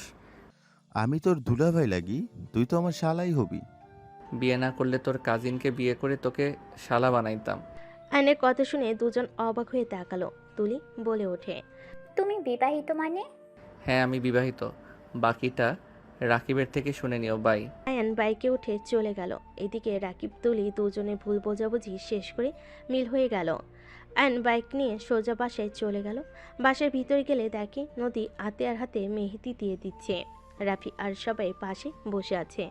আতিয়া বলছে, বাহ ভাবি, আপনি তো সব দিক দিয়ে এক্সপার্ট। ভাইয়া তুমি তো ভাগ্যবান, ভাবির মতো সুন্দর ভালো একটা মেয়ে বউ হিসেবে পেতে যাচ্ছ। নদীর সামনের দিকে তাকাতেই আয়নকে দেখে নদী বলে, আমিও তো ভাগ্যবতী, ওনার মতো সুন্দর মনের মানুষ পেতে যাচ্ছি। ওনাকে যে স্বামী হিসেবে পাবে, তার জীবনে আর কি চাই বলেন? যাহ বউ, এইভাবে বলো না, আমার বড্ড লজ্জা লাগছে। ওগো মোর হবু বরটা। নদীর রাফির কথা শুনে আয়নের রাগ কন্ট্রোল করতে পারল না। আর নদীর সামনে গিয়ে বলল, মাই ডিয়ার হবু ভাবি, মেহেদি দেওয়া শেষ হইলে রেডি হয়েন। আমার বউকে কোথায় নিয়ে যাবি? ভাইয়া তোমার সাথে কথা বলতে চাচ্ছি না। ওই কানে কি গেছে, কি বলছি আপনাকে? আমি কোথাও যেতে পারবো না। আমি নিয়ে যেতে চাচ্ছি, আপনি যাবেন। আর না হয় 3 দিনের ভিতরে আমাকে মুক্ত করে দিবেন। 3 দিনের ভিতরে কিসের মুক্তি করবে? কি বলো সাবল তাবল কথা? আয়নের কথা শুনে নদী রেগে বলে উঠল, ঠিক আছে, করে দেব। বারবার এক কথা। হ্যাঁ বারবার এক কথা। ফুপি ফুপা আম্মু আব্বু আপনাদের সাথে কথা ছিল। আমি জানি না আপনারা কথাগুলো জানার পর কিভাবে নেবেন। কি কথা বলবি? আমি তুলিকে বিয়ে করতে পারবো না। তুলি আমার ফ্রেন্ড এবং বোন, এর বাহিরে আমরা কখনো একে অপরকে দেখি নাই। আপনাদের চাপে তুলি আমাকে হাজব্যান্ড বলছে। বাহ, এত ন্যাকামি করছে, কিন্তু আমরা দুইজন জানি আমাদের মাঝে কি সম্পর্ক। কি ফালতু কথা বলছিস? তোর মাথা খারাপ হয়ে গেছে নাকি? সবাই জেনে গেছে তুলি আর তোর বিয়ে দিব। আমাকে না জানিয়ে বিয়ে কোন হিসেবে ঠিক করো তোমরা? আমাদের দুইজনের কথা তো একবার শুনবেন, তাই না? না শুনে আগে বিয়ে ঠিক করে ফেলেন। আয়নের কথা শুনে আয়নের আম্মু ঠাস ঠাস করে থাপ্পড় বসিয়ে দিল। আয়ন গালে হাত দিয়ে ওর আম্মুর দিকে তাকালো। তুলি ভিতরে চলে আসলো। আয়নকে ধরে বলল, কি হয়েছে আয়ান? আয়ন তুলির কথা কিছু না বলে তুলির আম্মুর দিকে তাকিয়ে বলে, ফুপি ফুপা, আপনারা তো চান আপনার মেয়ে সুখে থাক নিশ্চয়ই। আয়নের কথা শুনে তুলির আম্মু বলে, অবশ্যই চাইবো আমার মেয়ে সুখে থাক, কিন্তু আয়ান তোমার তো ছোটবেলা থেকেই জান এইটা এইটা বলেই ডাকতে, একে অপরকে ছাড়া থাকো না। সেখানে আমরা তো ধরে নিয়েছি তোমরা একে অপরকে ভালোবাসো, তাই আমরা বিয়ে ঠিক করেছি। আয়নের ফুপির কথা শুনে বলে, চাইবেন না আপনার মেয়ে সুখে না থাক? ফুপি আমরা মজা করি, আমরা ফ্রেন্ড আর কাজিনের বাহিরে কিছু না। তুলি অন্য কাউকে ভালোবাসে, ওদের মাঝে কিছুটা ভুল বোঝাবুঝি ছিল, যেটা আজকে আমি ওদের ভুল বোঝাবুঝি মিটিয়ে দিয়েছি। ফুপি, তুলি ওর ভালোবাসার মানুষকে ছাড়া কখনোই কারোর সাথে সুখী হবে না। ওয়ে কাকে ভালোবাসি শুনি? আমি রাকিবকে ভালোবাসি। ছোটবেলা থেকে আমরা একে অপরকে ভালোবাসলে কখনো কেউ প্রকাশ করি নাই। রাকিব গরিব জন্য ও আমাকে কিছু বলার সাহস পেত না, আর আমি অন্য কিছু ভেবে ওকে কিছু বলিনি। আমি বিয়ে করলে রাকিবকে করব, তাছাড়া আমি কখনোই বিয়ে করব না। তুলির কথা শুনে আয়নের ফুপি রেগে থাপ্পড় মারতে যাবে, সাথে সাথে আয়ন সামনে দাঁড়িয়ে থাপ্পড়টা আয়নের কাঁধে গিয়ে লাগে। আয়ন বলে উঠল, ফুপি, ভালোবাসা কোনো খারাপ কিছু না। যে যার সাথে সুখী তাকে তার সাথে তুলে দিলে কি সমস্যা? ফুপি, রাকিব তো আর খারাপ ছেলে না, ওই একটা ভালো ছেলে। আমার নামে অনেক রিপোর্ট পাবে ওর নামে। কখনো শুনেছো কোনো রিপোর্ট? ওই এই গ্রামে ভদ্র ছেলে হিসেবে পরিচিত। ওই গরিব, এটা কি ওর অপরাধ নাকি? ফুপি প্লিজ আপনারা ওদের মেনে নিন। আয়ন ওদের রিকোয়েস্ট করতে লাগলো। তুলি ওর আব্বু আম্মুকে বোঝাতে লাগলো। ওদের রিকোয়েস্টে সবাই মেনে নিতেই বলল। সবাই মেনে নিলে আয়ন বলে ওঠে, আই লাভ ইউ সবাইকে। আম্মু, আমি দেশের বাইরে চলে যেতে চাই। তোমরা তো আমাকে বাইরে পাঠাতে চাইছিলে। আমি চলে যাব। আমি এই দেশে আর থাকবো না।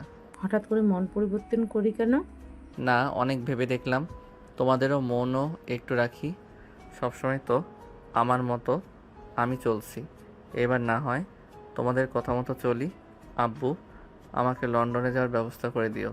ঠিক আছে, পরীক্ষাটা শেষ কর। ওকে।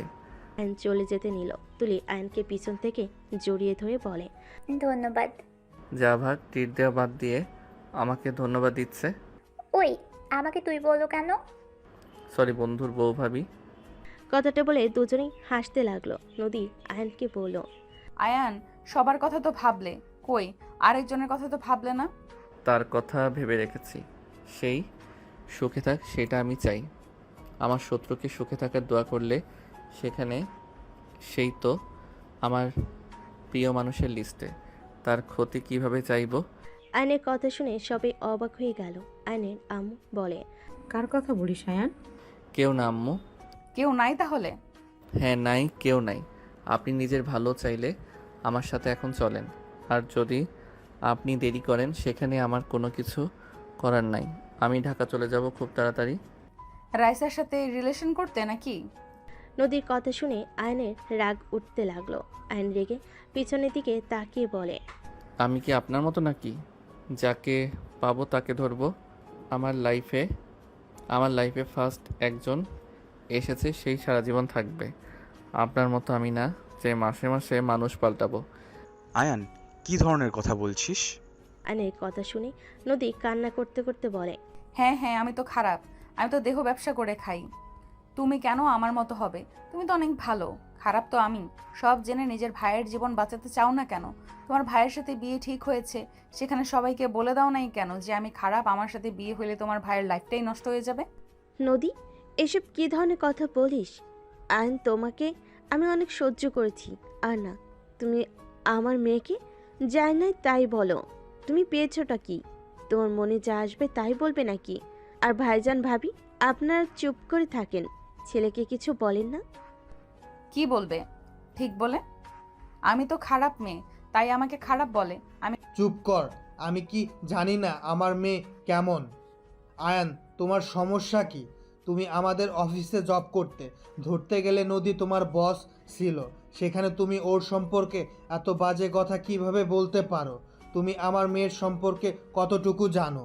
আমি কি একবার আপনার মেয়েকে বলছি ওই দেহ ব্যবসা করে খাই? আর সবসময় বেশি কথা কেন বলো? আমার মেজাজ গরম করে কেন দাও? খারাপ মেয়ে তাই দেয়। আর কোনো কিছু বলবে? আব্বু আম্মু, আমি বাসায় যেতে চাই। ব্যাস, অনেক হয়েছে। আয়ান, তুই সবাইকে ভুল ধরিয়ে দেস। নিজে যে ভুল করছস সেগুলো কিছুই না। তুই নদীকে অপমান কিভাবে করস? তোর কি লজ্জা করে না? ওইগুলো মানুষের সামনে নদীর অপমান করছস। আমার ভুল হয়েছে তোমার হবু ওকে কিছু বলে। আমি হাত জোর করে ক্ষমা চাচ্ছি ভাবি, ক্ষমা করে দেন। আপনার বিষয়ে আর কোনোদিন কিছু বলবো না। যত তাড়াতাড়ি পারেন কাজটা করে দিয়েন। আয়নের কথা শুনে রাফি নিজের রাগ কন্ট্রোল করতে পারল না। আয়নকে ঠাস করে থাপ্পড় মেরে দিলে সবাই চমকে ওঠে। আতিয়া বলে উঠল, ভাইয়া, তুমি ছোট ভাইয়াকে থাপ্পড় মারলে? তুমি তো ছোট ভাইয়াকে কখনোই মারো নাই। হ্যাঁ, মানলাম, অনেকবার বেড়ে গেছিস। আপনার জন্য আমার ভাইয়া আমাকে এই প্রথম থাপ্পড় মারলো। আপনি কখনোই আমার জন্য ভালো ছিলেন না। আপনি ভাইয়ার বউ হতে না হতে আমাকে থাপ্পড় খাওয়ালেন। আর বউ হয়ে আসলে আপনি যে আমাকে এই বাড়ি থেকে বের করবেন আমার বুঝতে আর বাকি নাই। আয়নের কথা শুনে রাফি মারতে যাবে, নদী রাফির হাত ধরে বলে, ভাইয়া প্লিজ বাদ দেন। আমি এখান থেকে চলে যাচ্ছি। আমি চাই না আমার জন্য আপনাদের মাঝে কোনো ঝামেলা হোক। সরি আঙ্কেল আন্টি, আমি রাফি ভাইকে বিয়ে করতে পারবো না। আর আমি ভালো মেয়ে না, আমি অনেক জঘন্যতম মেয়ে। আমাকে ছেলের বউ বানালে আপনাদের এত সুখের সংসার নষ্ট হয়ে যাবে। নদী কান্না করতে করতে দৌড়ে চলে গেল। রাফি রেগে আয়নের গালে আরেকটা থাপ্পড় মেরে বলে, তুই কেমন ছেলে রে? নিজের স্ত্রীকে ফ্যামিলির সামনে পরিচয় দিতে পারোস আর বলস নদী খারাপ? তুই নিজের এত ভালো যে নিজের স্ত্রীকে কারোর সামনে পরিচয় দিতে পারোস না, আবার সেই মুখে বড় বড় কথা। ওই, তুই কাকে খারাপ বলস? আমি সব কিছু শুনেছি। নদী খারাপ নাকি তোর মন মানসিকতা খারাপ? রাফির কথা শুনে সবাই চোখ বড় বড় করে তাকালো। আয়নের আম্মু বলে ওঠে, নিজের স্ত্রী মানে রাফি এসব কি বলস? ঠিক বলছি আমু, নদী আয়নের স্ত্রী। সবাই না শুনে কোনো বাজে কথা বলবে না দয়া করে, আর কেউ কাউকে ভুল বুঝবে না। দয়া করে আমার সম্পূর্ণ কথা শুনবে, তারপর কথা বলবে। আমার মেয়ে আমাদের না জানিয়ে আয়নকে বিয়ে করেছে, এটা কখনো বিশ্বাসযোগ্য না। আমার মেয়েকে আমি চিনি, আমার মেয়ে কখনোই এমন কাজ করবে না। আমার মেয়ে তো অন্য কাউকে ভালোবাসে, তাকে রেখে আরেকটা ছেলেকে, তাও বা জুনিয়র ছেলেকে বিয়ে করবে? অসম্ভব। হ্যাঁ, অসম্ভব। ওরা নিজের ইচ্ছে করে বিয়ে করে নাই। বিয়ে করছে আবার বলস নিজেরা ইচ্ছে করে করে নাই? তাহলে কি নদী আপু তোমার স্ত্রী? তুই জানতি নাকি? রাকি বলেছে, বাট ওর স্ত্রীকে সেইটা রাকি জেনে না। কিন্তু ওর স্ত্রীর সাথে তো ওর কোনো সম্পর্ক নেই। ওদের বিয়ে তো লোকজন জোর করে দিয়ে দিয়েছিল। আর নদী আপু তো তাহলে আয়নকে ভালোবাসে না। আয়ন ভালোবাসলে নদী আপু অন্য একজনকে ভালোবাসে। তাহলে আপু আবার আয়নের পাশে কাউকে সহ্য কেন করতে পারছে না?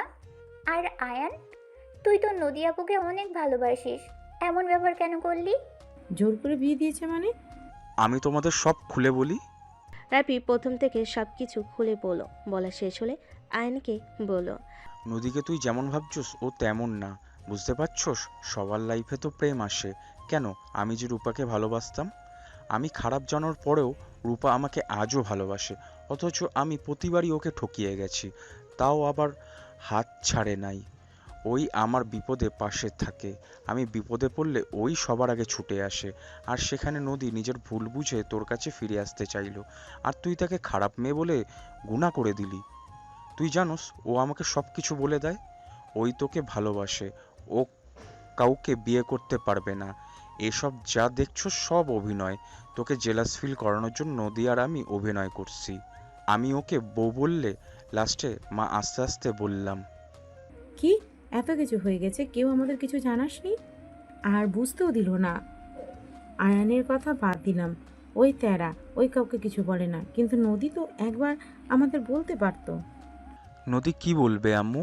ওই তো অপেক্ষায় ছিল আয়ান কবে তাকে স্ত্রী হিসাবে পরিচয় দিবে। ওই কেন আগে বলবে? আয়ান ছেলে হয়ে নিজের স্ত্রীকে কারোর সামনে স্বীকার করে না, সেখানে ওই মেয়ে হয়ে কিভাবে বলবে? আয়ন, সব শুনলাম। তুমি আমার মেয়েকে যেমনটা ভেবেছ, আমার মেয়ে মোটো তেমন না। আমার মেয়ের সব কিছু আমি জানি, আমি জানি। শুধু তোমাদের বিয়ের বিষয়টাই ও আমাদের শেয়ার করে নাই। রনির সাথে ওর অনেক বছর রিলেশন, বাট রনি কখনো নদীর কাছেও আসার সাহস পায় নাই। নদী অনেক রাগী, এটা তো অবশ্যই জানো।